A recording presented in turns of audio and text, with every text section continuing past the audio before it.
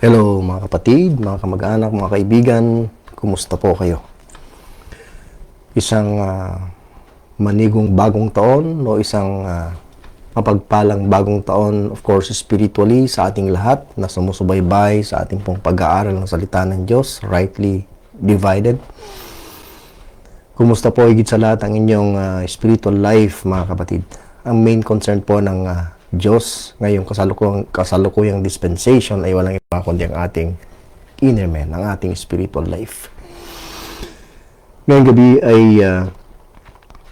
ang ating pag-uusapan tungkol po sa theme na pinamagatang Grace Life in View of the Lord's Coming Day of Wrath. Ulitin ko po, Grace Life in View of the Lord's Coming Day of Wrath, or in view of the Lord's Day of Wrath. Ang ating pong text ay Romans chapter 12 verse 21. Be not overcome of evil, but overcome evil with good.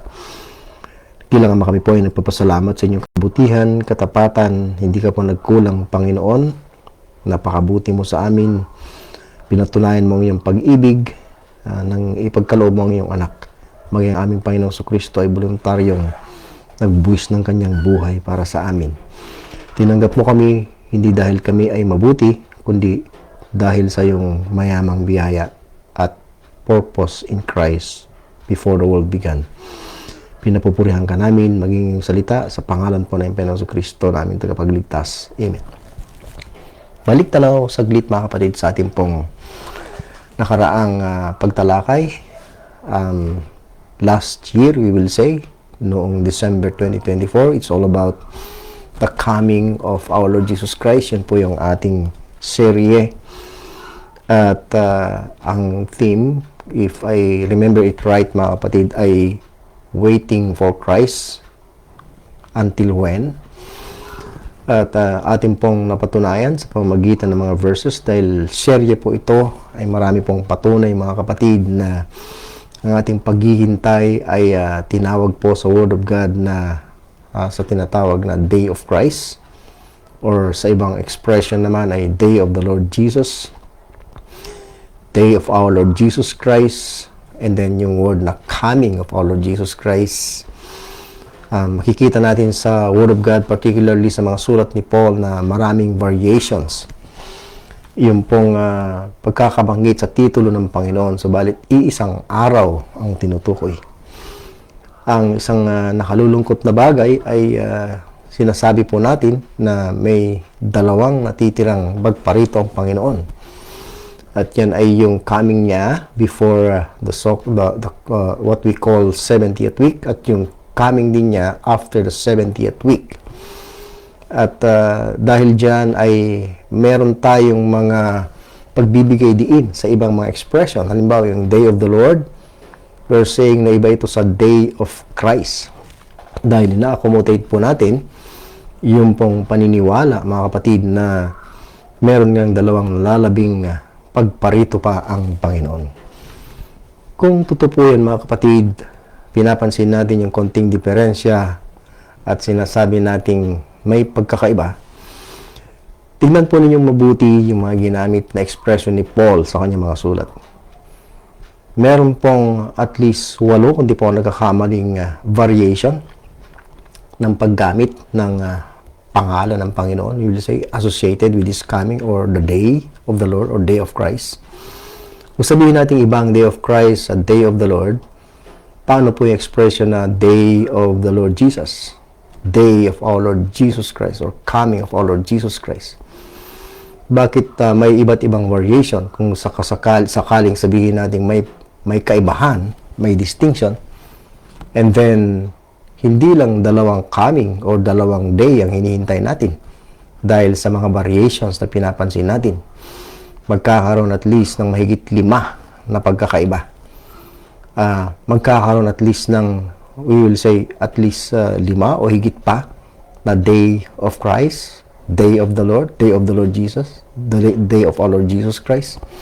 Kung papansinin natin, bibigyan natin ng diin mga katagang yan. Subalit hindi po yan ang itinuturo ng salita ng Diyos.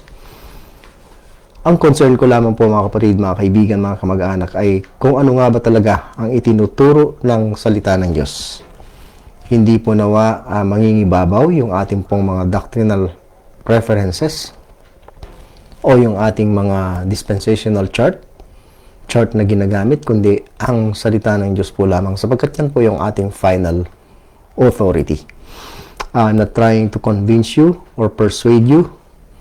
I just want to let you know kung ano po ang tinuturo ng Word of God, at maging maingat po tayo, sapagkat kung halimbawang nagkamali po tayo ng ating itinuturo dahil nasa isip na po natin ang sinasabi nating absolute teaching, ay mananagot din po tayo pagdating ng judgment seat of Christ. Malaking pananagutan, lalo na kung ikaw ay magtuturo. Nakalulungkot na nag-i-expect po tayo pagdating ng araw na yon na tayo po ay gagantimpalaan. Subalit, dahil sa isang malaking pagkakamaling-maling aral na ating natutunan, ay magkakaroon po ng tinatawag na loss of reward. Masasayang yung ating mga paglilingkod sa Panginoon. So, ang ating pong talata ngayon ay may kaugnayan pa rin, mga kapatid. O ang ating theme may kaugnayan pa rin sa ating pong tinatalakay. Marami ang nag-iisip na sa ibang mga sulat ni Paul ay wala pong issue ng coming of our Lord Jesus Christ, o ng day of our Lord Jesus Christ, or day of the Lord, or day of Christ, day of the Lord Jesus.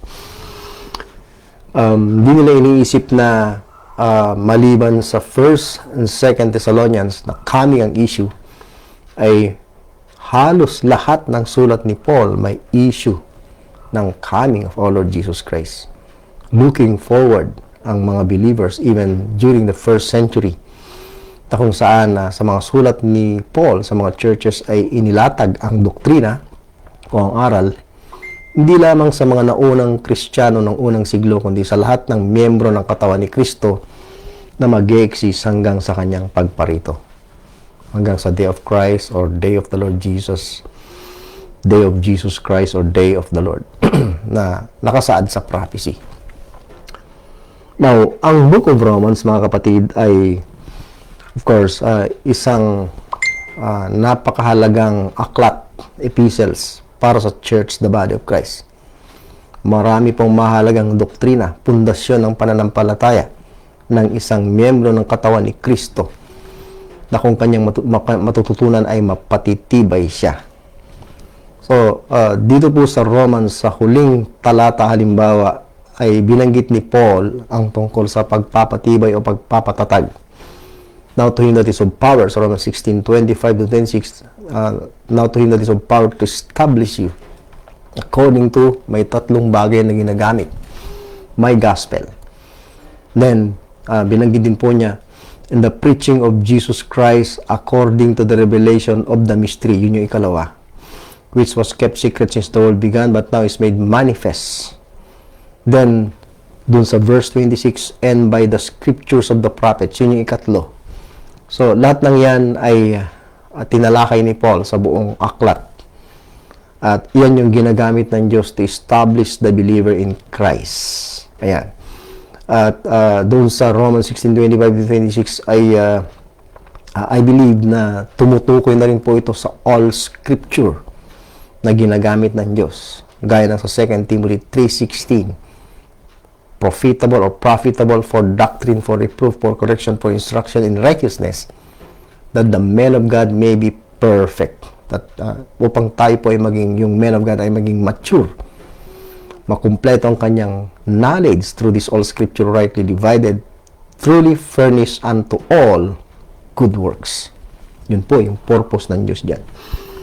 So, ang Book of Romans, mga kapatid, ay may 3 main sections. Yung first 8 chapters ay doctrinal. Then yung second part, which is 9 to 11, ay dispensational.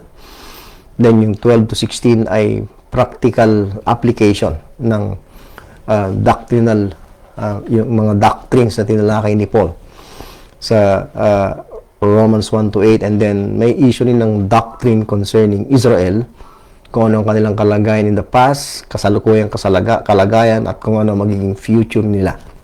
So, emphasizing dispensation or dispensational aspect. Okay, mga kapatid. So, dito sa practical section, of course, nagsisimula yan sa mga katagang therefore. Kaya nga, therefore sa Romans 12:1.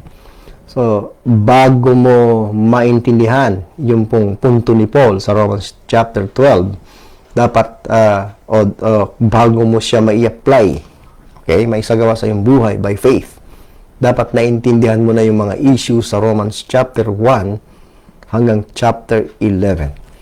Dahil kung hindi, mga kapatid, hindi po natin maiintindihan ang ibig sabihin ni Paul sa mga katagang therefore sa chapter 12 verse 1. So, yun po yung kakulangan sa maraming mananampalataya. Kaya, nagiging religion ang practice or application ng verse 12 dahil wala silang proper understanding sa kung ano ang mga tinalaki ni Paul sa previous chapters, chapter 1 to 11.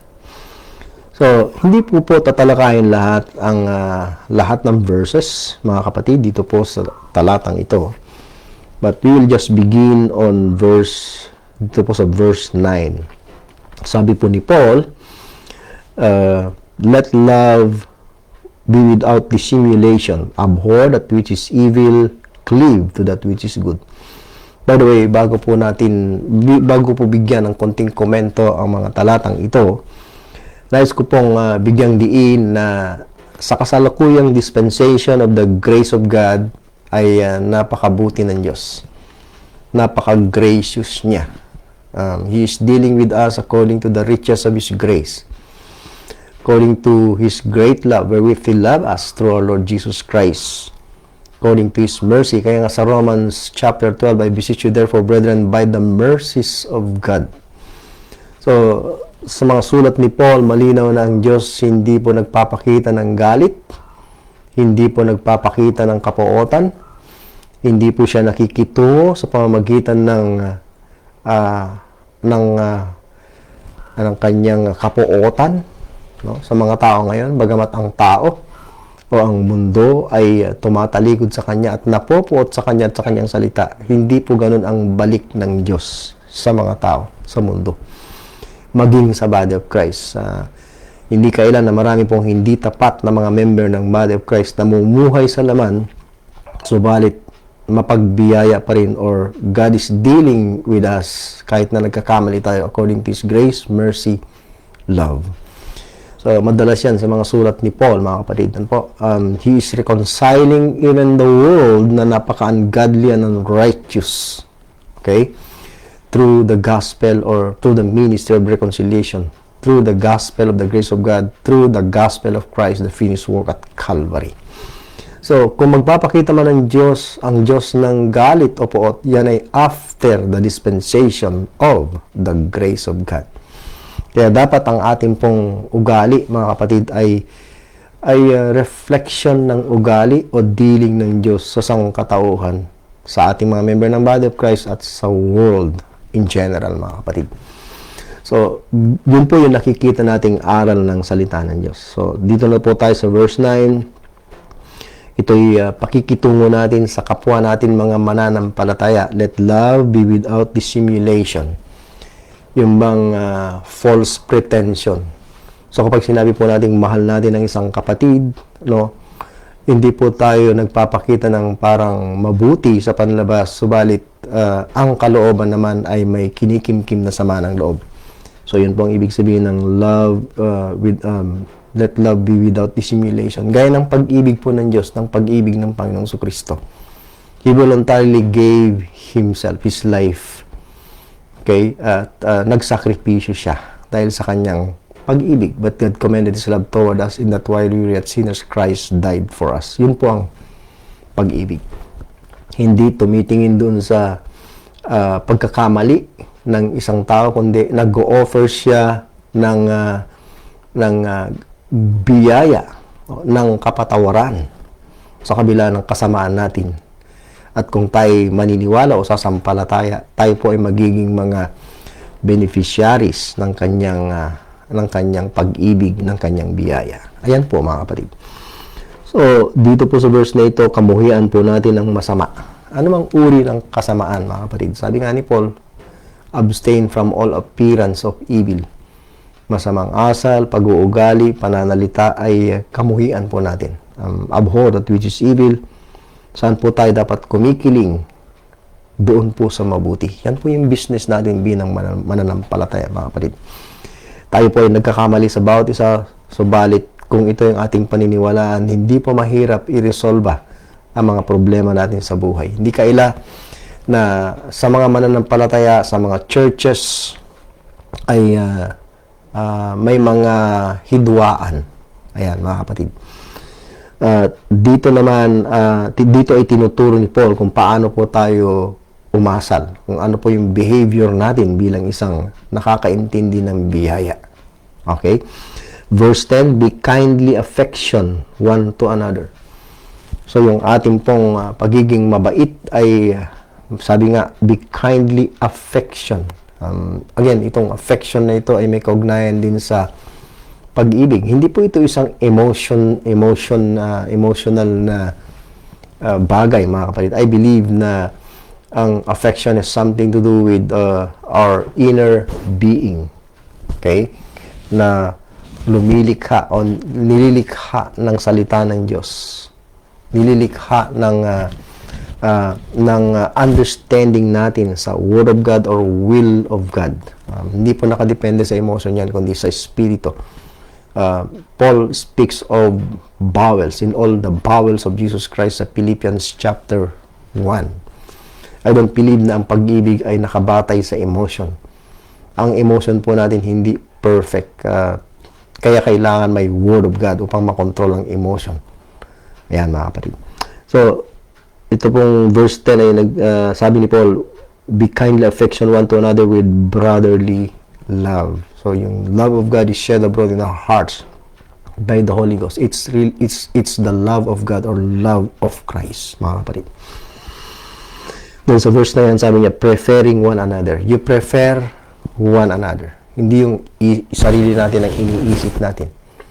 Natutuwa tayo para sa kabutihan ng iba, ikaangat ng iba. So, we prefer one another rather than ourselves. Verse 11, not slothful in business, fervent in spirit, serving the Lord. So, pagdating sa business, spiritual business, I believe, sa alinmang bagay na ginagawa natin to honor and glorify God, hindi po tayo tinatamad. Lagi pong merong itong binabanggit ni Paul na fervent in spirit, serving the Lord. Ating pong natalakay sa ating pong mga pag-aaral na we serve God in the spirit. It's not through the soul or it's through emotions. It's the spirit. Ito yung kung saan may pagkikipag-ugnayan ng Diyos sa espiritu natin. Kaya nga sa 1 Thessalonians 5:23, unang spirit. Spirit, soul, and body. So, kung ang espiritu natin ay kinikilusan po ng salita ng Diyos, yung emotion makokontrol, and then yung katawan magagamit ng Diyos, magagamit ng kanyang salita to serve Him. Hindi po yan religion, mga kapatid. Sa religion, nakafocus sa activity ng katawan at damdamin, emotionalism, hindi sa espiritu. Nakalulungkot sabihin na marami sa mga believers sa mga tinatawag na Christian churches, they are serving the Lord hindi po sa espiritu, kundi sa soul and body. Bakit po? Obviously, wala po silang kabatiran sa salita ng Diyos. Hindi po mahalaga sa kanila ang knowledge. Hindi po nila mahal ang salita ng Diyos. They just want to serve the Lord without considering kung ano po ba ang katotohanan. Kapag kaganyan po, religion po yan. Nakalulungkot na masasayang lang po ang ating buhay. So, not slothful in business, fervent in spirit, marubdob, masigasig sa espiritu, serving the Lord. Yan. Ang paglilingkod po ay hindi tuwing linggo lang. Ang paglilingkod ay hindi para sa mga pastors lang, or we will say assistant pastors, or mga youth leaders, or choir leaders, or elders. Paglilingkod ay para sa lahat ng believer every day. I beseech you therefore, brethren, by the mercy of God, that present your bodies a living sacrifice, holy and acceptable unto God, which is your reasonable service. Yun po, everyday po yan.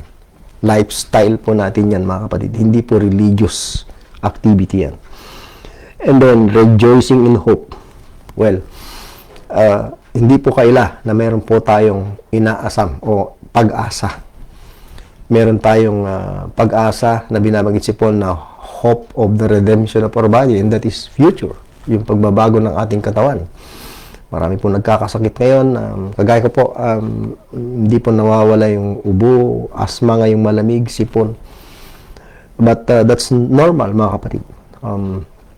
Hindi po natin maitatanggi na ang katawang ito ay going to corruption. Na sa Word of God naman po yan, outward man perish, but the inward man is renewed day by day. Yun po yung mahalaga in the spirit, mga kapatid.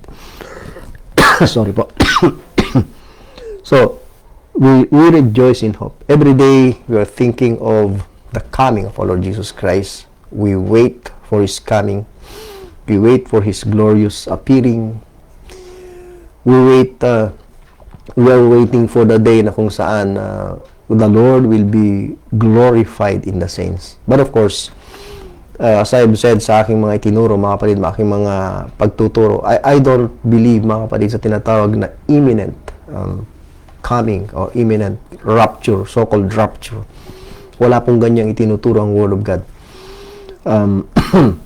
Kung nasubaybayan po ninyo yung aking nagawang pagtuturo sa mga nakaraan, i-review po ninyo kung si Paul ba mula sa umpisa ng kanyang ministry or conversion sa Book of Acts hanggang Acts 28, then after Acts 28, kung meron ba siyang iniisip na the Lord will come imminently or darating anytime, any moment.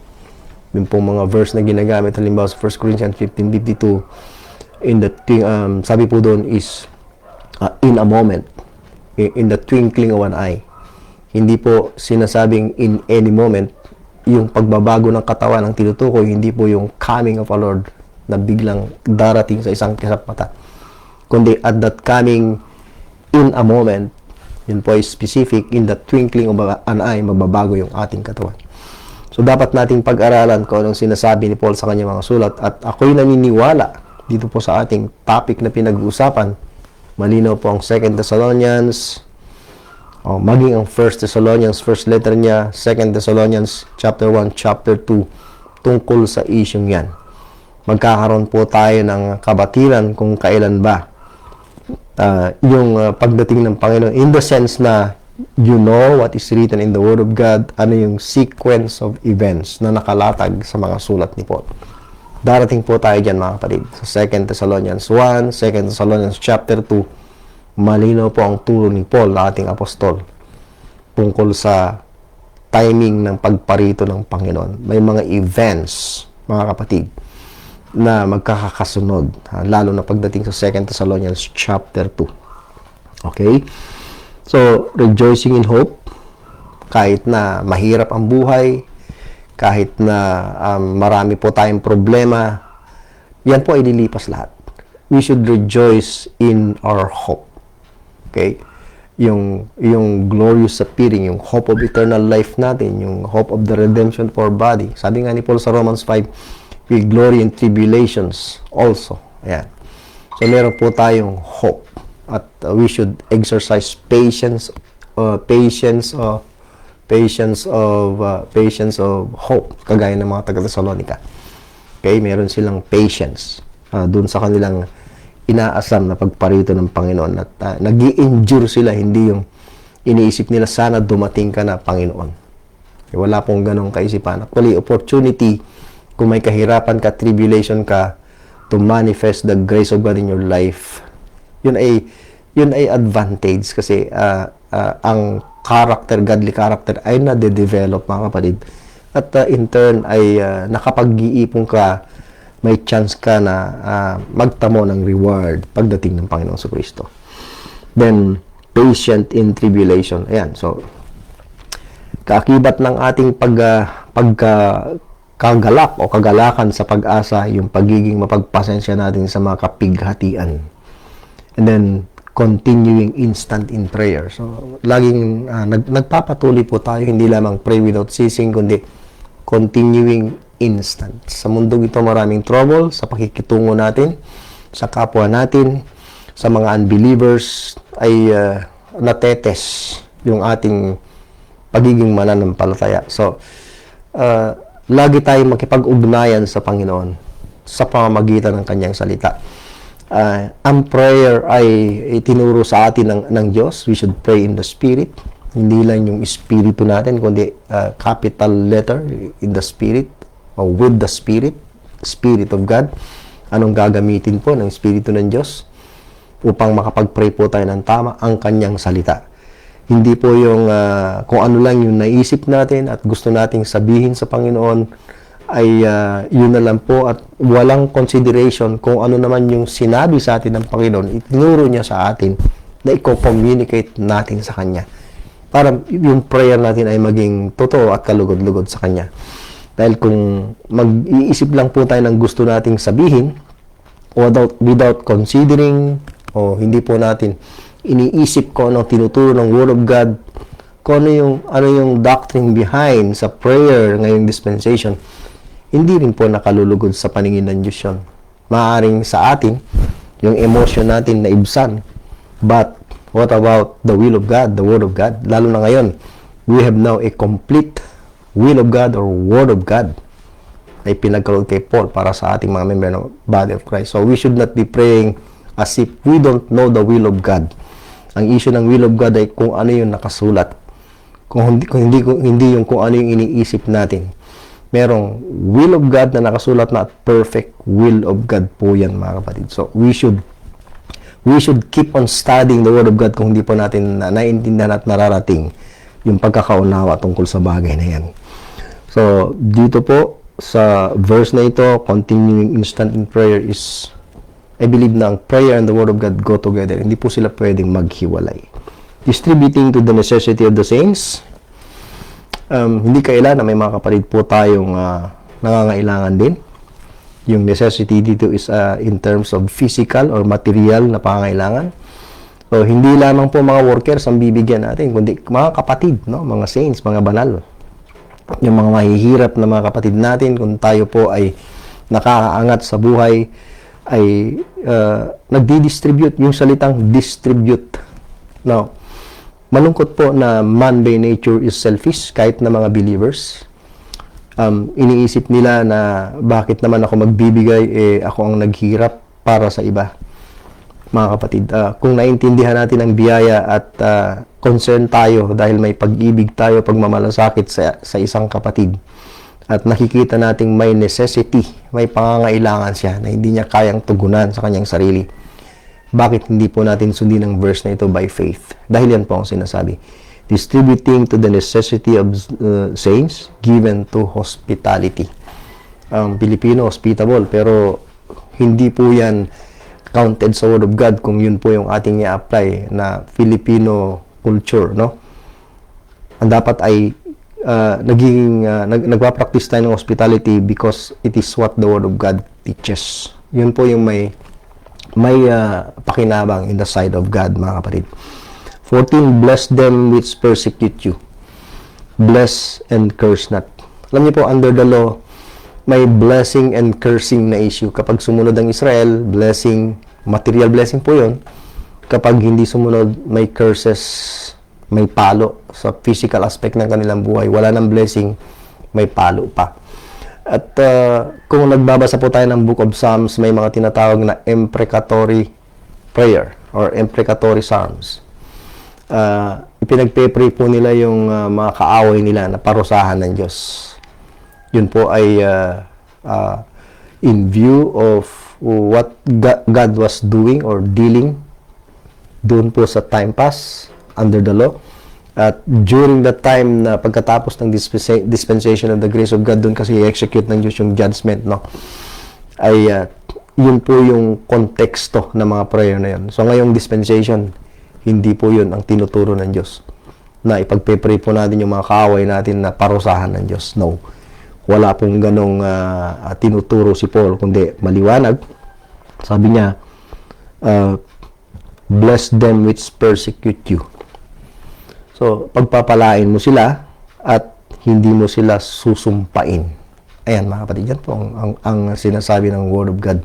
kahit na agrabyado ka, inaapi ka, ang balik mo sa kanila ay blessing, hindi cursing. Hindi natin pagwiwikaan ng masama. Hindi natin gagawa ng masama.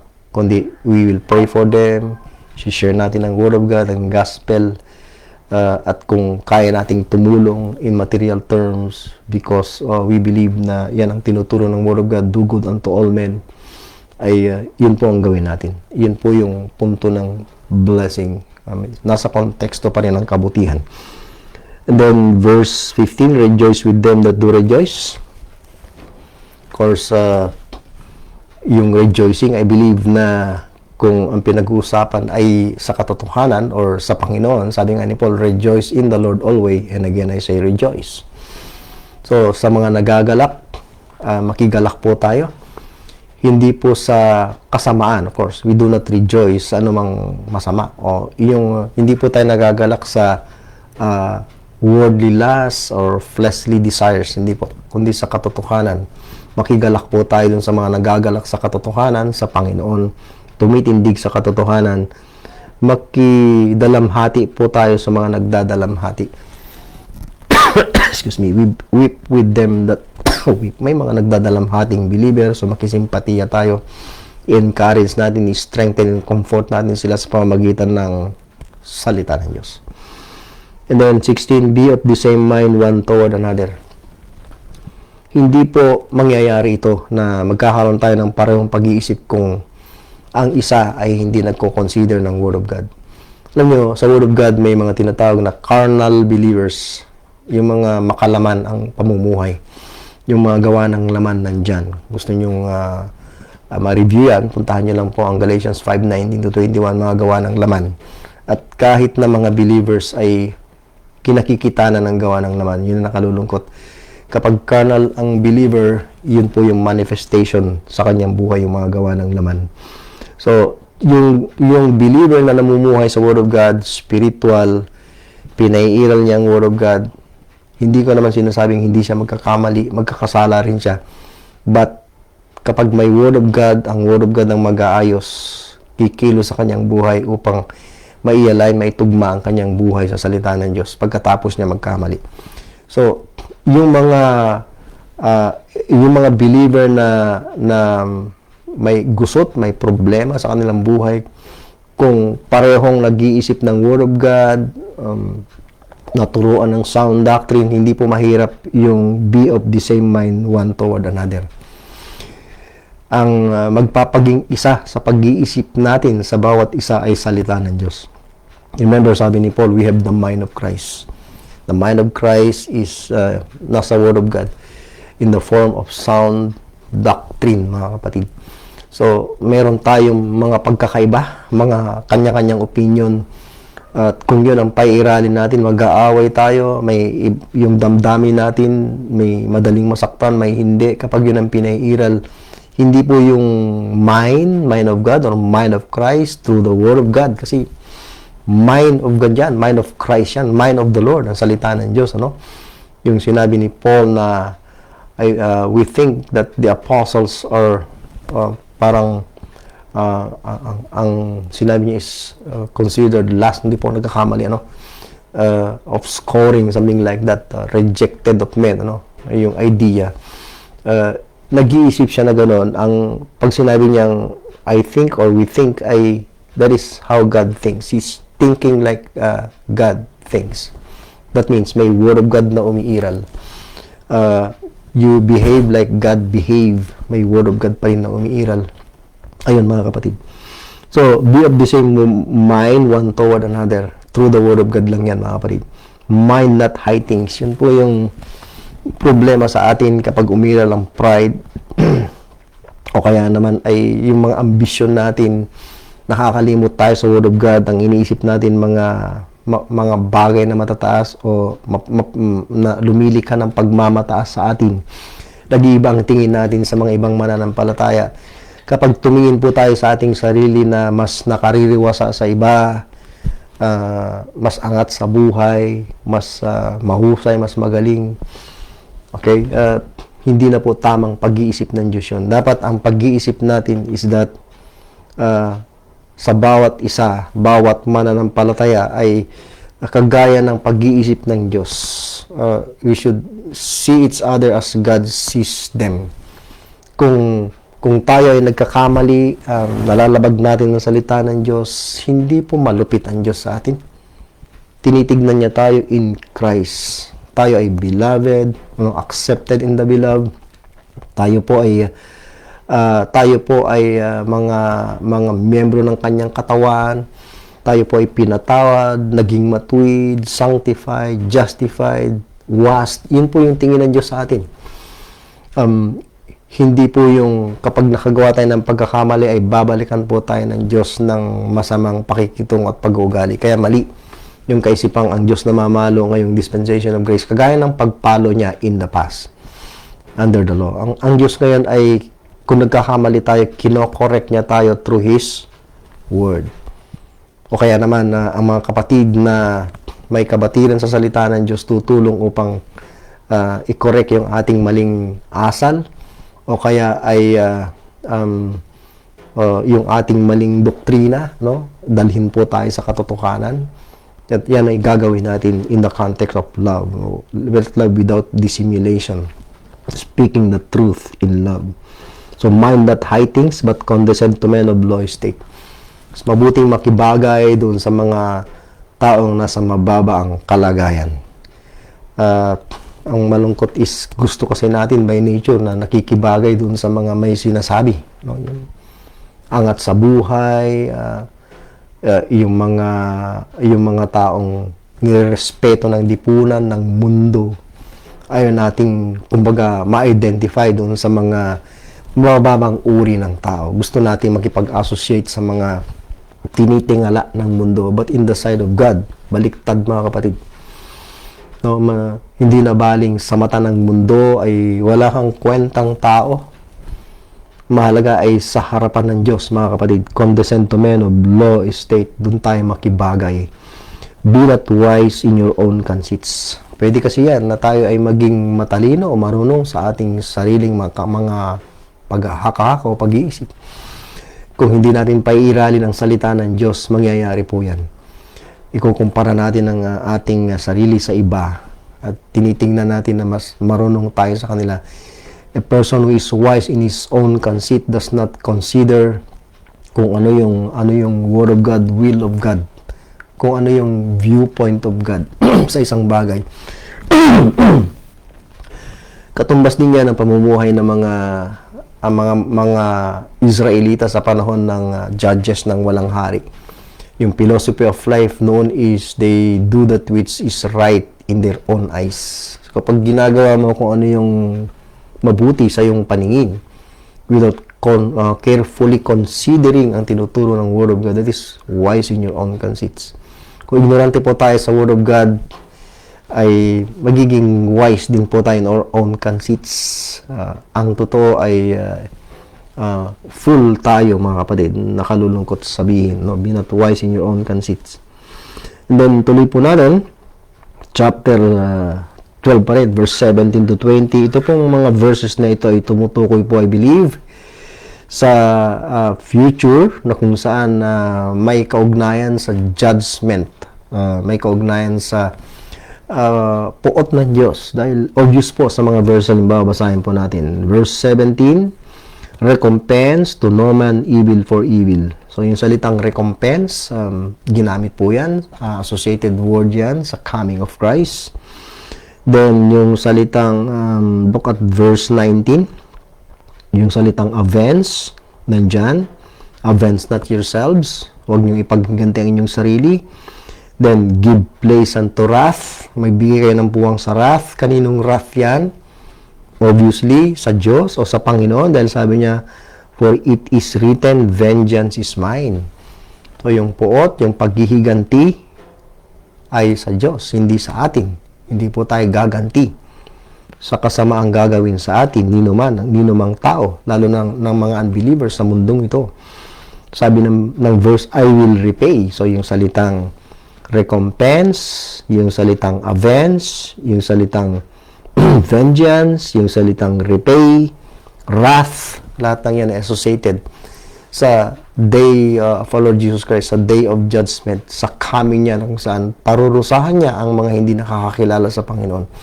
Hindi lang sa bansang Israel, kundi sa atin sinasabi din po yan ni Paul, mga kapatid. Dahil isang mahalagang paksayan, teaching sa Word of God, kahit sa ating mga members ng Body of Christ ngayong present dispensation. But of course, may panahon kang kailan ito. Hindi po magpapakita ang Diyos ngayon ng galit, gaya ng aking nabanggit, ng poot, ng paghihiganti. Ayan. There will be a time. Magtatapos po muna ang dispensation of the grace of God bago po yung pagbubuhos ng galit at poot ng Diyos sa mga ungodly and unrighteous people of this world. Sa kabilang dako, sa mga believers naman, ay glorification.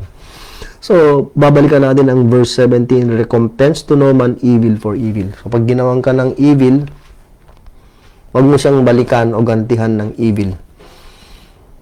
Pero ang tao po kasi, kahit mga believer, pag ginawa ng evil, gaganti rin ng evil dahil ang pinaiiral natin, emotion natin. We should think of this verse, no? Unbeliever, yung pakikitungo mo sa kanila, most likely, evil talaga. Yung kanilang gagawin, ano, yung kanilang pakikitungo sa iyo. Pero kung gagawan ka ng ganyan, yung salitang recompense, kumbaga may equivalent din ganti, no? Papantayan mo rin yung evil nila. Hindi po tama yan. Prinsipyo pa ng tao, kung mabait ako sa iyo, kung mabait ka sa akin, mabait din ako sa iyo. Pero kung masama ka sa akin, mas masama ako sa iyo. Mali po yun. Hindi po yun maka-Diyos, hindi yun spiritual, hindi yun kalooban ng Diyos sa mga mananampalataya. Maliwanag, recompense to no man evil for evil. Instead, sabi niya, provide things. Ano po yung ating ipoprovide? Mga bagay na honest, matatapat, no? In the sight of all men. All men po yan, mga kapatid. Ang world na ito ay world of ungodly. World, a Christ-rejecting world. But we should provide as a believer, member of the body of Christ, manifestation of God in the flesh, ang church, the body of Christ. Provide things honest in the sight of all men. Sorry po. If it be possible. Ang salita naman po dito is, if it be possible. Kung posible o maaari, as much as lieth in you. So, yung binanggit na if it be possible, ito'y nakasalalay sa atin. As much as lieth in you. So, sa atin nakasalalay bilang mga mananampalataya. Ano sabi? Live peaceably with all men. So, yung pamuhay peaceably with all men ay it lies upon us. Hindi po sa iba o sa mga unbeliever of this world. It lies upon us. Hindi po tayo gaganti sa masama na ginawa sa atin. Hindi po tayo gaganti ng cursing, kundi blessing. So, as much as light, sabi nga ni Paul, if it possible, as much as light, and you live peaceably with all men. Then, verse 19, dearly beloved, or beloved, tayo po ina-addressan, mga member ng body of Christ, avenge not yourselves. So, ang paghihiganti, hindi sa atin. Hindi po natin ipaghihiganti ang ating sarili. Sa mundo, yan po ang tinuturo, kahit sa mga movies, maghiganti ka. Pero, malinaw, avenge not yourselves. Hindi po tayo tinuturuan ng ating Diyos ngayong dispensation na ipaghiganti ang ating sarili. Malinaw sa konteksto sa mga binasa nating verses. Sabi niya sa verse 19, bakit? But rather give place unto wrath. Magbigay po tayo ng puwang. Hindi po sa atin ang galit. Hindi po tayo magpapakita ng poot o galit. Paghihiganti o poot. No? Ibibigay po natin ang, magbibigay puwang po tayo sa poot. Kanino po? Kanino po natin ibibigay yung kapuotan? Yung sinasabi niya na give place unto wrath. So, verse na ito, for it is written. So, isang bagay na nakasulat din, nasa Word of God. Vengeance is mine. So, kanino po yan? Kanino po ang puwang? Kaninong puwang po yung kapuotan at paghihiganti sa Panginoon? Sabi naman niya, I will repay, saith the Lord. So, kung yung ginawang masama sa'yo, wag mong gagantihan ng masama. Anyway, ang Diyos naman po ang magbabalik ng katapat na kasamaan na ginawa sa'yo. Hindi ikaw, ang Diyos. But He will not do that in this present dispensation. He will do that after the dispensation of the grace of God.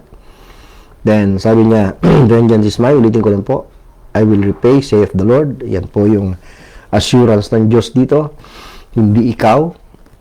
Therefore, if thine enemy hunger, kapag nagutom ang iyong kaaway, feed him.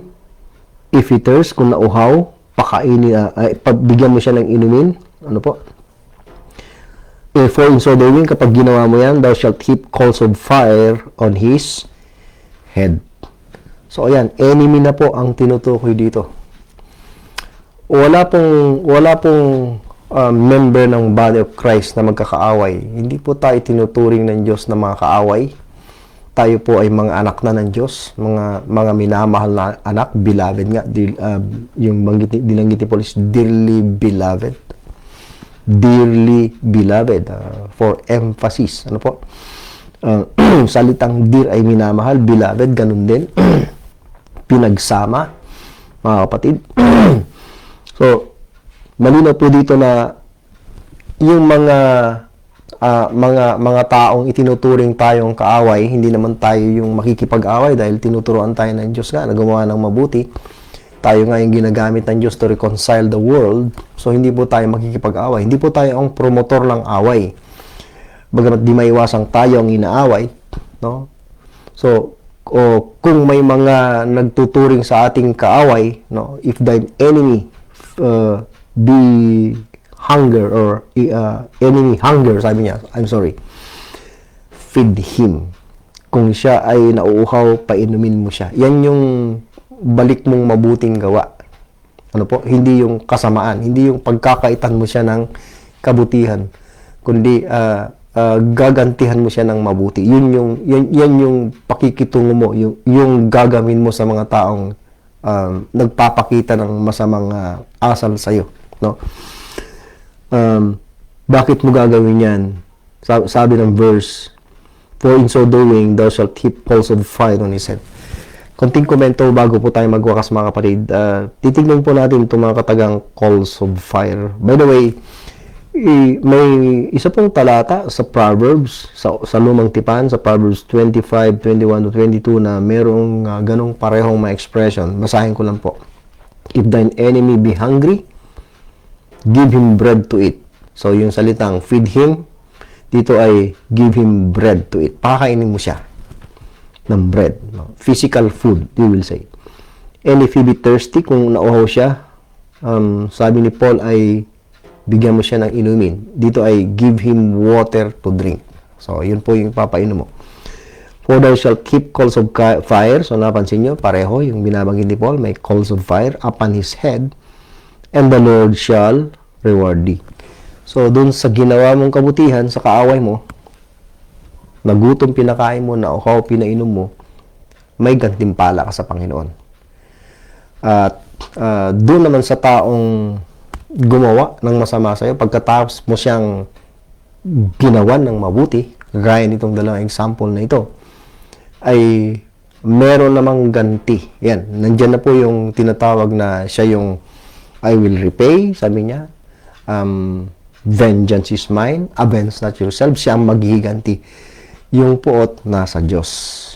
Pero ulitin ko po sa ating ngayong dispensation, hindi po yan ipakikita ng Diyos. Hindi po totoo yung karma, kakarmahin ka ng Diyos ngayon. Hindi po ganun. Wala pong ganung teaching sa Word of God. Sa religion lang po yan. Hindi po totoo yan. Ang judgment ay again after this dispensation of the grace of God. Now, ito pong expression of coals of fire ay may mga references po sa Word of God. Hindi ko na po babasahin lahat, but if you will turn to 2 Samuel 22, 8-13, halimbawa sa verse 9, ng 2 Samuel 22, there went up a smoke out of his nostrils. Ang tinutukoy po dito ay ang Diyos. May lumabas na usok sa mga butas ng kanyang ilong. And fire out of his mouth. May apoy na lumabas sa bunganga ng Diyos. Devoured coals. So, merong mga coals of baga were kindled by it. Okay? Then, jump tayo sa verse 13.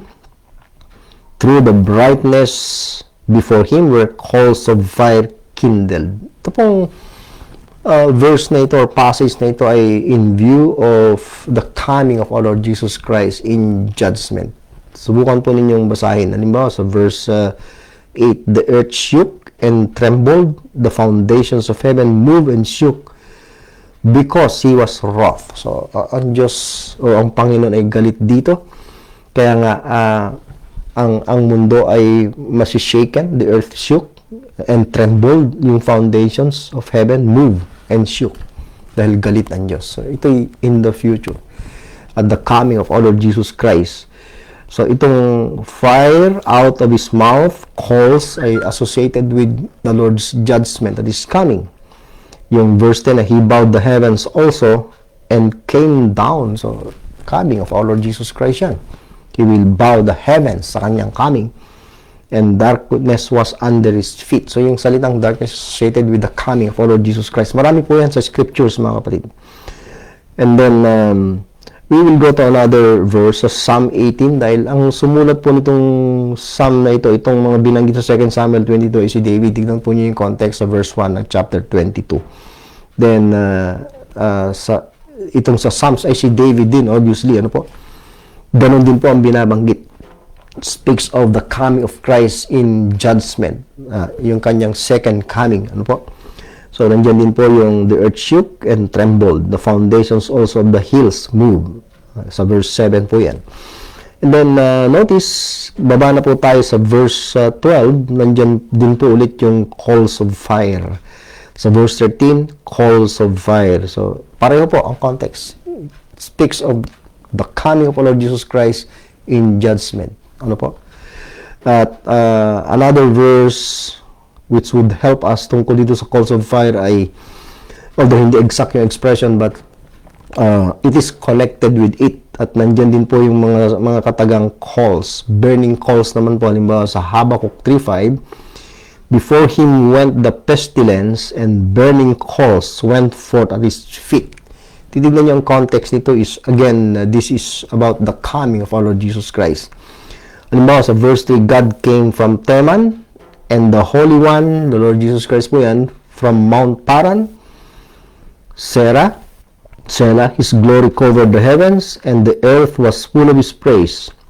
And his brightness was as the light. He had horns coming out of his hand, and there was the hiding of his power. So God came from Teman, and then yung Mount Paran, isa yan sa mga lugar na tatahakin ng Panginoon at his second coming. Kasama po niya ng Sinai, Seir, no, yan. Marami pong verses yan sa Word of God. Yung kanyang dadaanan, yung kanyang highway na dadaanan, magta-travel ang Panginoon to slaughter His enemies. Okay? At finally, pagkatapos niyang lipulin ng mga kaaway doon sa dadaanan niya, yung path of war na yon, then bababa siya sa Mount of Olives at doon nagtipon na ang lahat ng mga bansa to war against him, but lilipulin niyang lahat yun. So, yung dinaanan ng Israel in the past, sa wilderness, ay dadaanan ng Panginoon bago siya tutungtong sa Mount of Olives. Magandang talakayin po yan sa prophecy, mga kapatid. Psalm 140 verse 1, deliver me, O Lord, from the evil man. Preserve me from the violent man. I believe na this is still, again, speaking of future. Binanggit po dito ang evil man, the violent man. I believe this is the Antichrist. You will go to verse 8 to 10. Grant me, O Lord, the desires of the wicked. Grant not, O Lord, wag mong ipagkaloob, Panginoon, ang desires of the wicked. Father not his wicked device, lest they exalt themselves. As for the head, notice, as for the head of those that compass me about, ito yung mga persecutors ng isang mananampalatayang Hudyo, let the mischief of their lips cover them.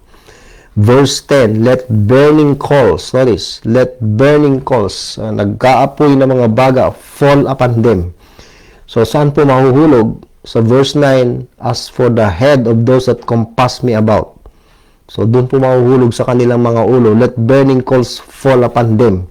let them be cast into the fire. So, nandyan yung salitang fire, nandyan yung salitang coals, nandyan yung salitang head, into deep pits, that they rise not up again. So, again, this is speaking of the Lord's judgment in the future, yung sa coming niya.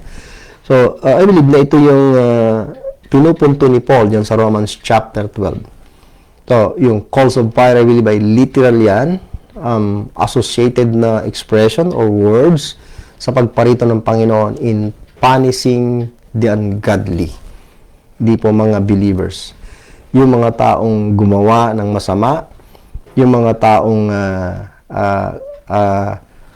sinupil tayo, pinersecute tayo, no? Particularly mga ungodly, mga unbelievers, ang tinutukoy dyan, hindi po natin sila paghihigantihan. Makikipagtiis po tayo, i-endure po natin yung persecution, yung kasamaan, yung kanilang hindi magandang pakikitungo. Ang balik natin, puro mabuti. Yan po ang business natin, mga kapatid. Yan po ang tinuturo ng grace. Hindi po nagkikimping ng sama ng loob sa mga ungodly people outside at maging sa ating mga kapwa mananampalataya. So, nakita po natin kung paano po tayo makitungo. Kung i-apply po natin yan sa Word of God, wala pong gusot na hindi maayos. I-apply po natin yung, sa ating sarili yung sinasabi ng Word of God, yung aral ng biyaya. Wala po tayong ituturing na kagalit, lalo na member ng body of Christ. Kundi ang ipopromote natin kabutihan, iniisip natin yung kapakanan ng iba. Kung ganyan lahat ang iniisip natin, yung sinasabi ng Word of God, yun yung nakagagalak na pagsasamahan, yun yung masayang kasama, nakagagalak na kasama sa paglilingkod sa Panginoon, na itinataguyod ang katotohanan, mga kapatid. Kakaunti na lamang po ang mga mananampalataya, mga member ng body of Christ na talagang nagmamahal sa katotohanan at namumuhay ayon sa sinasabi ng salita ng Diyos ibinigay sa ating apostol. Ang karamihan sa mga member ng body of Christ na kalulungkot ay nagpapractice lang po ng religion. Hindi po talaga godliness, kundi religiousness lang. Makitang maganda, they appear to serve God, but in reality it's not. Because they don't love the truth. They don't promote the truth. Ang iniisip lang nila kung ano yung magbibigay kasiyahan sa kanila, sa kanilang emotion. Hindi yung kung ano ang magbibigay kagalakan sa harapan ng Diyos. At yung mga believers na pleasing God, no? By faith ay lumalakad sa katotohanan, ang kanilang goal is to please God. Sila po yung actually sentro ng atake ng mga outsiders, ng mga believers din, member ng body of Christ na hindi nga nagmamahal, nagpo-promote ng katotohanan. So, nakalulungkot, mga kapatid. Pag-aralan po ninyo ang salita ng Diyos at ang ating pong tugisin, ang ating pong adikain nawa ay yung katotohanan na itaguyod, aralin, intindihin. Maiintindihan po ninyo yung mga punto po natin dito. Very obvious ng body of Christ ay hindi po pabuti ng pabuti ang kalagayan. Hindi po totoo na ang pagdami ng body of Christ ay katagumpayan yan. Hindi po katagumpayan yung pagdami kung dumadami nga pero ginagamit naman po ng policy of evil ng kaaway upang supilin, upang i-deny, itatwa, i-resist, i-oppose ang katotohanan. Kung ikaw, kaibigan, kapatid, ay kamag-anak hindi patsak sa iyong kaligtasan, ay hindi pa huli ang lahat. Ang Panginoong Kristo ay nagbuwis ng kanyang buhay dahil sa kanyang dakilang pag-ibig. Inialay niya ang kanyang buhay para sa iyo, para sa akin. Ang kanyang buhay, bagamat siya ay Diyos, nagkatawang tao, ibinigay niya, ipinagkaloob niya ng voluntarily ang kanyang dugo dumanak sa bundok ng Kalbaryo upang tayo tubusin, tayo patawarin sa ating mga kasalanan, gawing matuwid at maging mga anak ng Diyos, tagapagmana at marami pang iba. Ang ating tagapagligtas, bagamat namatay, sa ikatlong araw na buhay, patunay na tagumpay ang kanyang ginawang sakripisyo. Huwag kang magtiwala sa religion, sa iyong leader o pastor, maging sa akin. Hindi po akong tagapagligtas, binabahagi ko lang pong sinasabi ng salita ng Diyos. Hindi pa huli ang lahat, kailangan mong sumampalataya bago dumating ang kamatayan, sapagkat araw-araw marami pong namamatay na hindi mananampalataya, hindi tsak sa kanilang kaligtasan. Kung kabilang ka doon na hindi pa tsak sa iyong kaligtasan, sumampalataya ka na sa Panginoong Jesucristo, sa kanyang ginawang sakripisyo, tsak ang iyong kaligtasan, magkakaroon ko ng buhay na walang hanggan, kapatawaran ng kasalanan. Ikaw naman ay mananampalataya, anak ng Diyos, mamuhay tayo ayon sa kanyang salita, sapagkat wala pong ibang tao makapagpapakita ng kabutihan sa mundong ito kundi yung mga member ng Body of Christ. Malungkot na kung ikaw ay anak na ng Diyos, hindi natin naisa sa pamuhay ang mga katotohanan ito. Sa huling verse, sabi ni Paul, "Be not overcome of evil, but overcome evil with good." Yan po yung ating buhay, nature of life natin as grace people, we will say, mga nakaintindi ng biyaya, saved by grace through faith. Hindi po tayo dapat gumaganti at dinadaig ang masama sa pamagitan ng masama. Ginawan tayo ng masama, dadaigin po natin ang masama sa pamagitan ng mabuti. Ibatay po natin sa konteksto, mga kapatid. At yun po yung nakalulugod sa harapan ng Diyos. At makaasa po tayo ng gantimpala pagdating ng ating Panginoong Jesucristo, sapagkat tapat siya sa kanyang mga pangako. Hindi po lahat ng member ng Body of Christ ay may ganitong opportunity, dahil marami pong member ng Body of Christ na kalulungkot mang sabihin ang compromisers. They compromise the truth. They don't mind the truth. They don't defend the truth. They are not searching the truth, mga kapatid. Kundi karamihan sa member ng Body of Christ ay inuyurakan, tinatapakan ng katotohanan. Sana maging isa ka, kaibigan, kapatid, na member ng Body of Christ na nagtataguyod ng katotohanan, anuman ang maging kapalit niyan. Kahihiyan man sa harapan ng tao, kahirapan man yan sa mundong ito, kawalan ng karangalan, huwag po nating pagpalit ang katotohanan. Maraming salamat po sa inyong matiyang pakikinig hanggang sa muli. Bago po tayo magtapos, tayo po ay manalangin. Kailangan kami po ay nagpapasalamat sa inyong kabutihan at katapatan. Salamat na nakilala ka namin at kinilala mo kami. Salamat sa iyong mayamang biyaya. Salamat sa iyong mga salita. At naway may apply po namin to by faith. Maging blessing kami sa mundong ito at maging sa mga kapwa namin mananampalataya. Para sa iyong kapurihan at kalalatian sa pangalan po ng Panginoon Jesucristo. Amen. Grace and peace to us all in Christ. Maraming salamat po.